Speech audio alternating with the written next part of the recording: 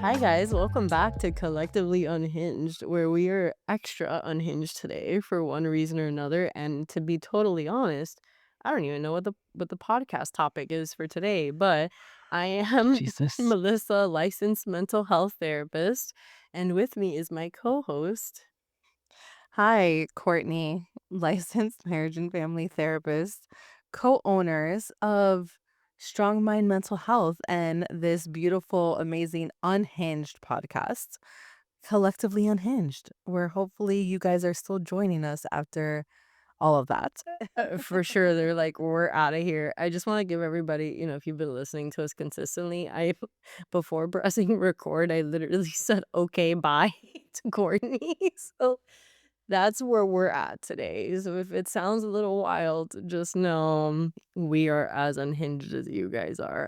And apparently, Absolutely. yeah, and apparently today's podcast topic is about what? Monkey Yeah, branching. what is it about, Melissa? No What? idea. Please tell me. Emotional comfort, emotional safety, and the fear of ending things. That's a good topic. All right, Courtney, look at you doing your thing. Jesus Christ, I cannot. I There cannot. there is a lot of fear in ending things now that we're talking about it. Even work, dude, Yes. relationships, work, friendships, we're like, is this the right thing? Why? Why do we do that? What's coming up for us? So if you're interested in that, we're excited to get started. Have you ever heard of the term monkey branching before? Never in my entire life. Okay.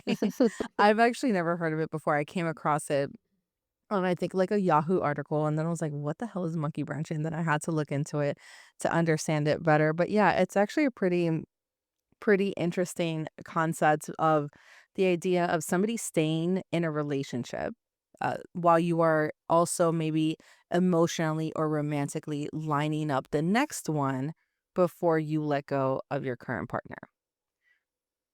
So, in that sense of like monkey branching, it's like you're not releasing the one branch before you're holding on to the next, is essentially the concept of it.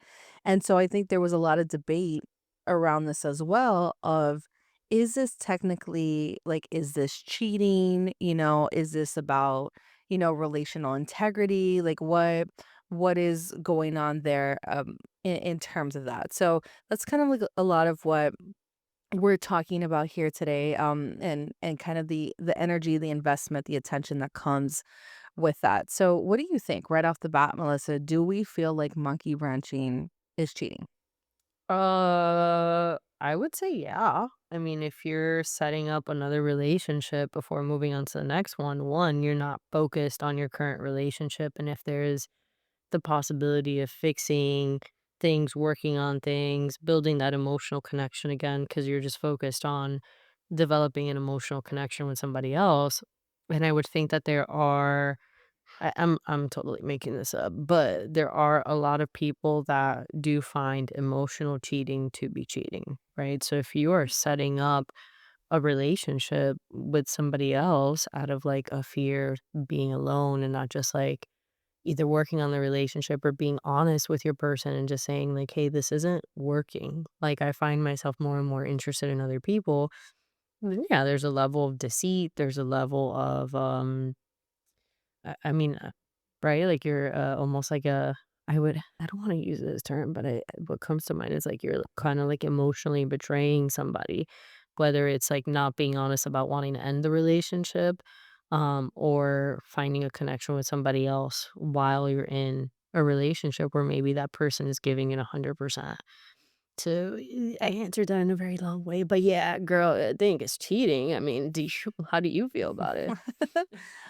No, I mean, I think, well, I think for me, there's always a lot more nuance to this in the sense of, well, what was kind of the agreement first and foremost? Like, are we kind of in that traditional sort of established monogamous relationship where then yes, absolutely, I think that would be considered cheating. Is this something that is more open to exploring other things? Are we in a situationship or whatever? I think there are definitely factors to it for me that I would want to understand better. But I also think in part it's if we are considering this cheating, I also feel like in part the cheating even happens before, you're latching on to another branch. Because when you think about it, it's kind of like your mindset starts to shift even before you're starting to seek out another person, or in this case another branch, so to speak. Um and it's for me, it's more so it's when that shift happens and we're not talking about it, we're not communicating about it. That's where for me, I'm like, this is where like the rupture is starting to happen, because maybe we're not so invested in the relationship anymore. Maybe we start to not care as much. Maybe there's not a lot of intention and with one another, spending time together. Whatever it is that's going on, it happens. That rupture happens before we're even thinking about latching on to another branch. So I think that's the most important thing for me more than anything, but yes, and I think in a traditional sense, it's considered cheating, for me at least. Yeah, you know where my mind went since we've been talking a lot about like social media, TikTok, all that fun jazz that I really don't pay attention to. I've I love it so much. There's been a lot of videos going around, and I'm not, again, everything I say, I always give the disclaimer of this is not a general statement. Everybody's different. But I've been seeing a lot of like videos, people being like, boys will do anything except break up with you, and they'll be, like, gaslighting you, like, telling you it's you, but, like, won't message you for days, like, they'll do everything to make you break up with them. Now it's a little different than monkey branching or whatever the hell that term is that we're talking about here, but it ties into it where, like, there's definitely something going on with, like, honesty, right? Even in, Oh, for like, sure. yeah, people dating, talking about, like, the love bombing where there's one person that's like, "I see myself spending the rest of my life with you, we're gonna get married," and then the next day they're like, "I'm sorry, like, please lose my number." Like, what do we think is going on in dating and relationships and, like, not having that level of honesty? And you know what? I think you're so right in that sense of like this is kind of I think why sometimes breakups hurt so much. It's like, yes, you love someone and there's a pain from that relationship breaking up, but I don't think it's from like the breakup itself. It's from like everything that comes from even sometimes, like, feeling blindsided by it, feeling like you don't understand why, this person has broken up with you, like, this confusion because there's no communication at times, like, we're not talking about what the issues are at times, and this is a very general statement, obviously, relationships can not all fall under this category under that, but it's very much a sense of, like, sometimes people are just, like, either sick and tired of mentioning it before, so we just stop talking about it because we feel like the other person's not listening, or just, like, too afraid to wanna talk about it, and so we're not talking about what's going on in our mind, or we're scared of, like, how that person is gonna feel, they're gonna judge us or whatever it is, and we're just not talking about what's going on, and so then we break up, and then the other person feels blindsided because maybe they're in the sense of, like, "Well, the relationship maybe wasn't perfect, but I thought that we were good," and then it's like, now you have no idea what the hell is going on as a result of that, because like, "What the fuck?" You know? Yeah. No, absolutely.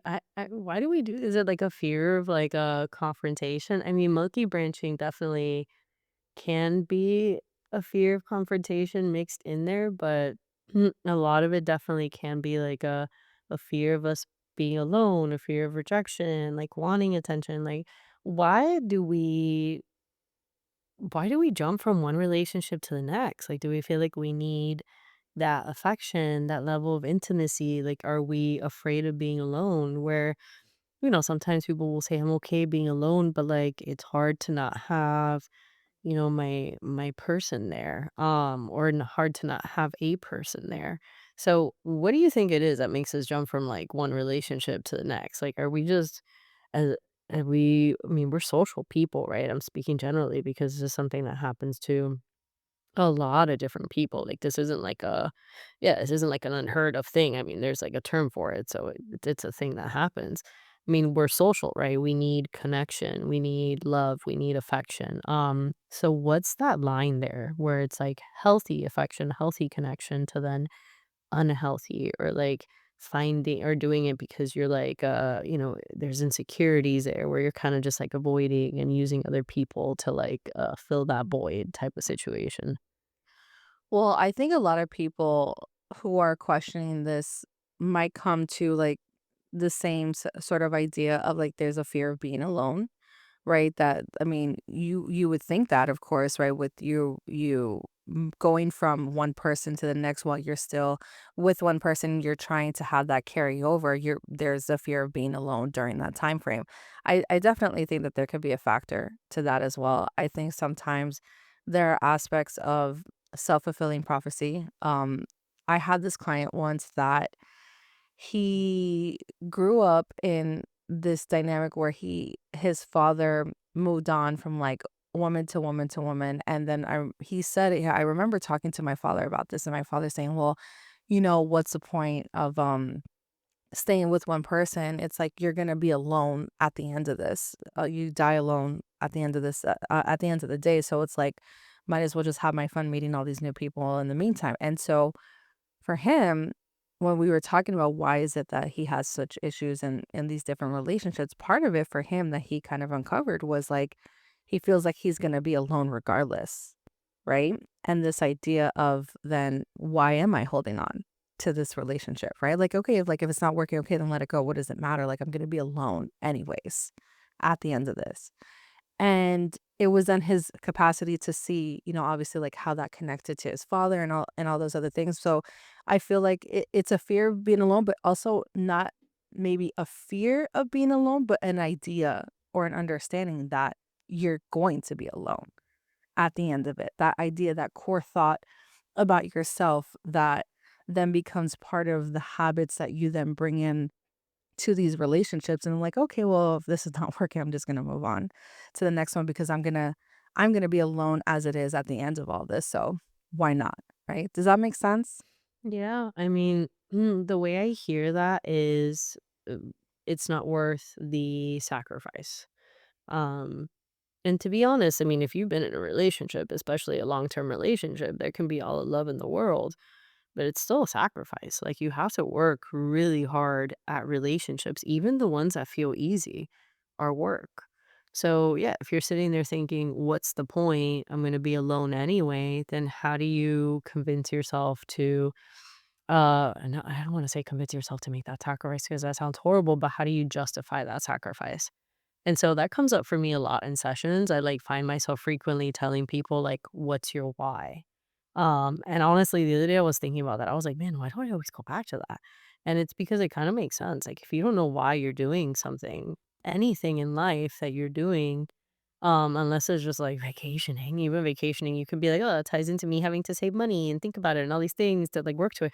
Like, anything that you're doing in life can tie back to a sacrifice, right? Like, let's think about kids. Like, you have kids because you want, like, you want that fulfillment, you want a family. That's a sacrifice. Even if it's a positive one, you're still sacrificing. In relationships, you have to, maintain who you are and stay true to who you are while fitting, like, into the mold of somebody else. And you have to take them into account and do things together and grow together. And that's all positive, but it's still a sacrifice. Like, I don't know, promotions at work, sacrifice, sports, exercise, sacrifice. Like, so you have to know your why. And so if you're not putting an effort into a relationship and, you can sit there and say, well, I don't really have a why. I just think I'm going to end up alone regardless. So what's the point?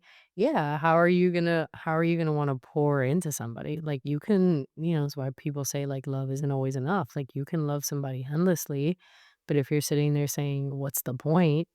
Well, like, your thoughts are going to drive your actions. That's just how we work. So if you're thinking, And well, what's, even go ahead. and even with the aspect of sacrifice, right? Like there's some people that lean too much into that as well, where their whole identity at times becomes the relationships that they're in, right? Like then it all becomes about doing for the others, giving to others, sacrificing aspects of yourself for others. And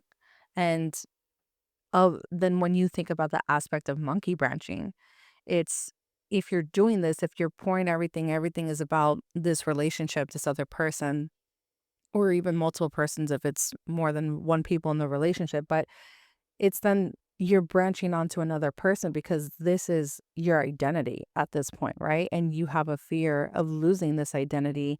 If we feel like this breakup is going to happen, this is going to end, or we're just moving on to the next one as a safety net, so to speak, because there can be that fear of identity loss because your relationships have become so much about how you identify.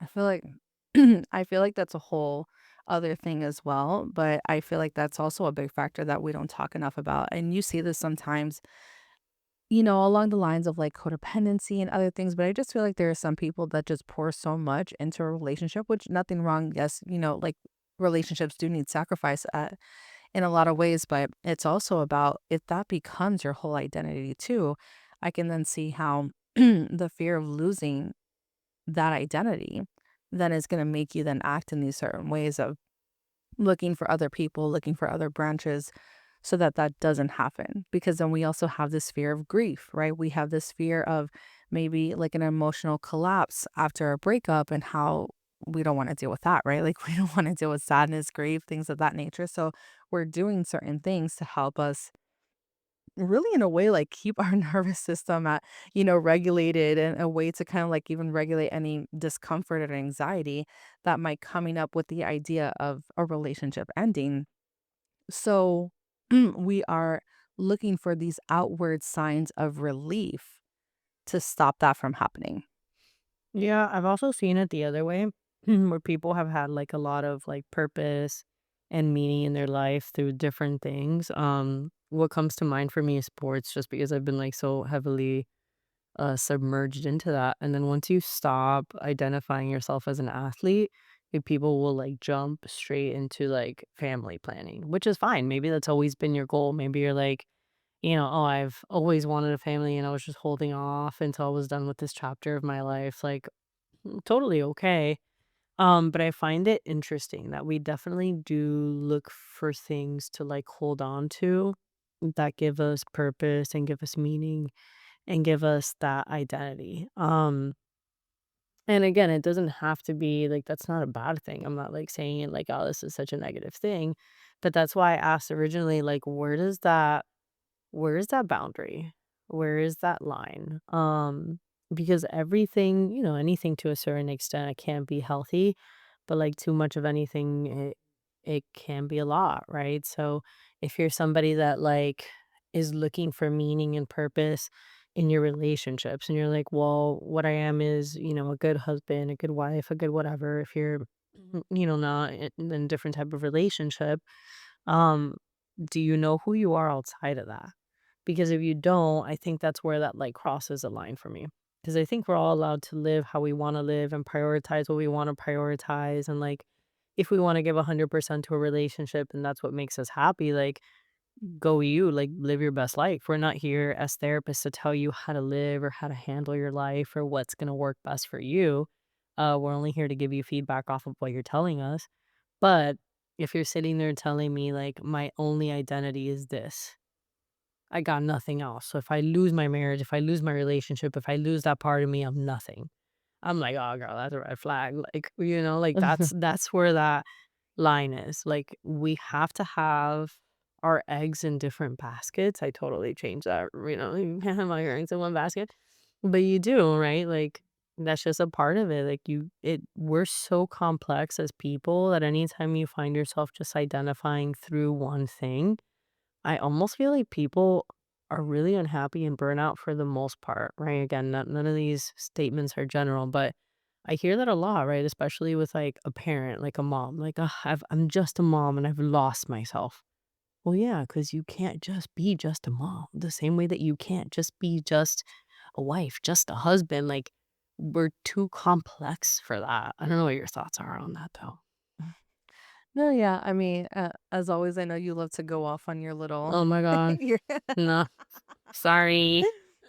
No, no, I mean, but it does lend to what we are talking about, and in a more general sense, it's like these things and how we identify in these different roles that we play, and maybe we'll do like a whole episode, on that too, and like these different roles that we identify with. But I think especially when it comes to monkey branching in particular, it's a sense of comfort that we're looking for when especially when there are aspects of things that don't feel safe or we don't know how else to look at things or how we identify in a lot of this. And that comfort, that emotional comfort that we get from talking to others, feeling desired, wanted, chosen by others, all these things, it helps to soothe that fear that we have underneath it, that sense of lack of safety that we have underneath it. But it's because we are at times choosing comfort over this that it then becomes so detrimental because it's not sustainable. And it's a lot of times, and I say this so much to my clients so many times, that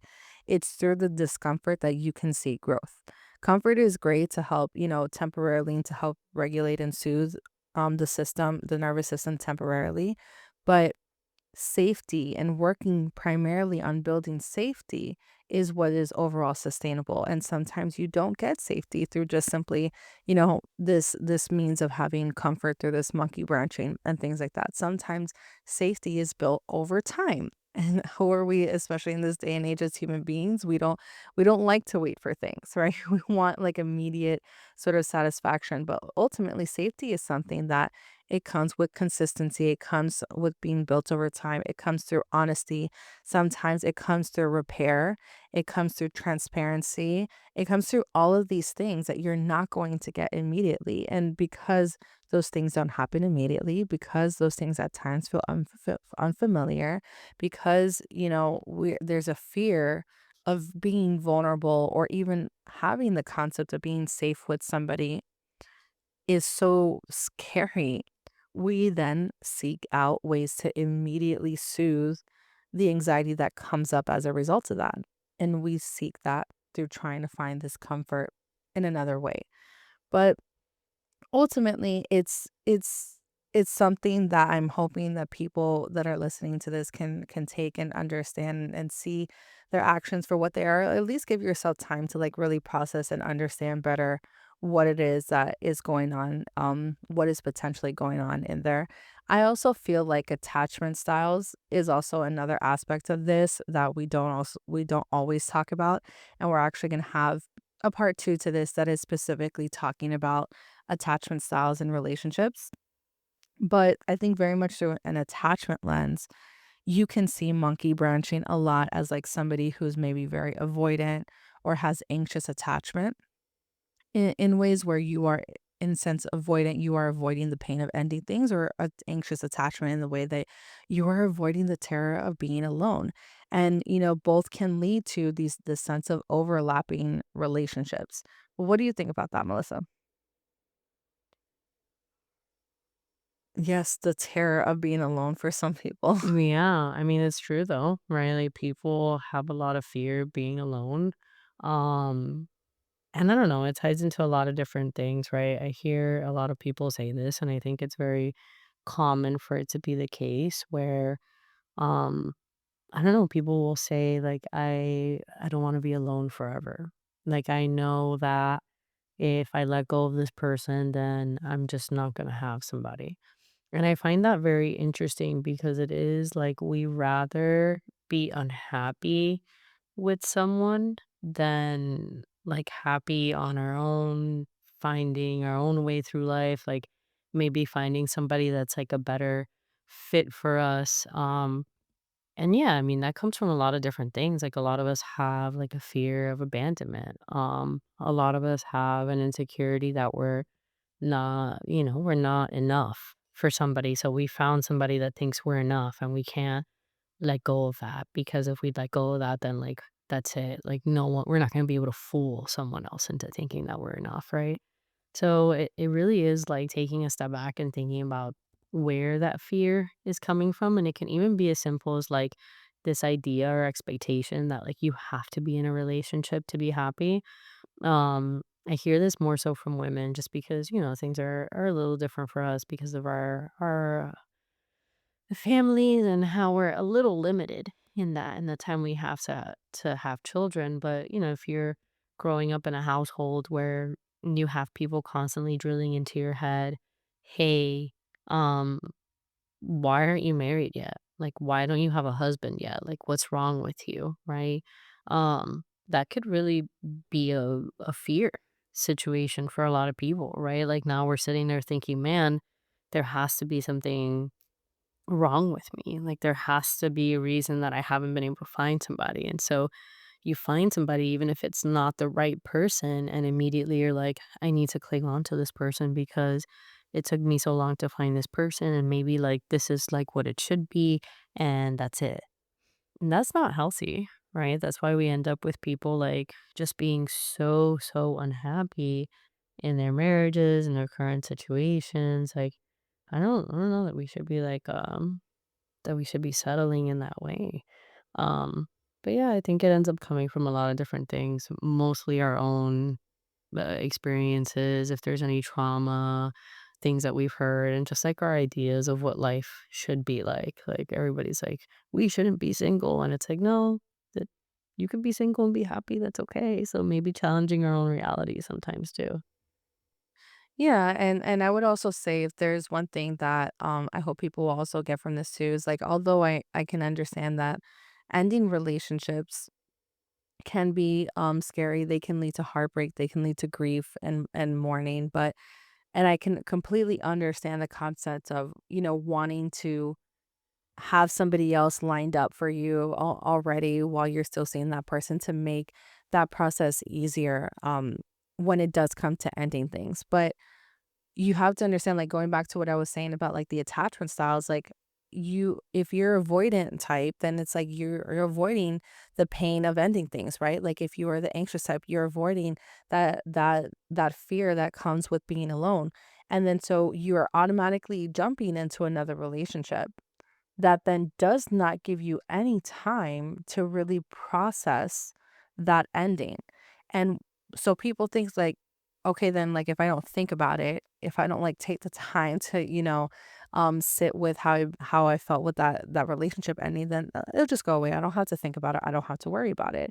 But like those feelings stay with you, right? Unprocessed grief can turn into anxiety. Unspoken truths or feelings can lead into resentment. Avoiding endings in this way can become repeated patterns that leave you in this sort of cycle that happens over and over and over again. So it's like, what do you really learn from all of that? What are you teaching yourself when it comes to all of this and in terms of long-term satisfaction? So it's one thing that I would just say, especially if you're going to like, why does this keep happening to me? That's what I would look at, your capacity to really sit with the discomfort of these feelings at times. Whereas alternatively, giving yourself that capacity to have honest conversations, clean endings, allowing the grief, and even in a lot of ways, kind of rebuilding your own sense of, self-trust, your own emotional capacity to deal with uncomfortable feelings is a lot, about then how you grow as a person. So, yeah, that's kind of my take on it. That's like really what I have to say. Melissa, I don't know if you have any last words to leave with our people today.